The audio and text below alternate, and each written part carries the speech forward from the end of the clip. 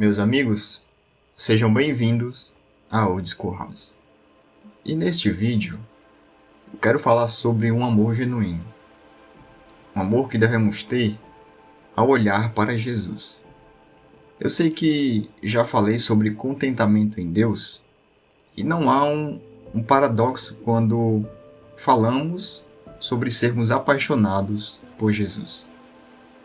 Assim como diante de tantos desafios, devemos nos encontrar contentes em Deus, o amor a Jesus deve seguir o mesmo fluxo, como o rio que deseja encontrar o mar. Uma definição clara de amor é Jesus. E quando falamos disso como definição, basta olharmos para a loucura da cruz de Cristo e compreender a partir disso que o amor é uma atitude complexa, caracterizada por paixão, compromisso e afeto profundo. Não estou dizendo que o amor se resume apenas a esse conceito, mas que ao olharmos para o texto de João 3,16, temos uma representação clara de sua imensidão e exatidão. Amar é se entregar, é se deixar vulnerável a alguém. É comprometer ardentemente o coração, entregando. E aqui está o ponto-chave. Quando Jesus nos impulsiona a orar, ele apenas nos chama para uma conversa, para uma intimidade. Pois o seu desejo é que nos tornemos amigos. E com isso, vivamos uma vida profunda de amor e entrega a Ele. Pois a única coisa que Ele nos pede é o nosso coração.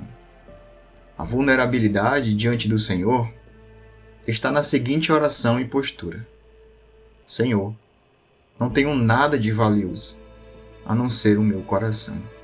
Por isso, com a cabeça baixa em sinal de rendição, eu te entrego, pois é o que eu tenho de mais valioso, que é a minha vida. A caminhada da vida tem seus desafios, seus acertos e erros, seus altos e baixos. E nem sempre acordamos com disposição e alegria para viver o extraordinário em dias ordinários. O fato é que precisamos em todo o tempo nos encontrar amando o Senhor, não porque esse seja o primeiro mandamento, mas porque essa é a nossa bússola nesse mapa da vida. Como Paulo disse ao escrever aos Filipenses: mas o que para mim era lucro, passei a considerar perda por causa de Cristo. Mais do que isso, considero tudo como perda, comparado com a suprema grandeza do conhecimento de Cristo Jesus, meu Senhor, por cuja causa perdi todas as coisas. Eu as considero como esterco para poder ganhar a Cristo e ser encontrado nele, não tendo a minha própria justiça que procede da lei, mas a que vem mediante a fé em Cristo. A justiça que procede de Deus e se baseia na fé.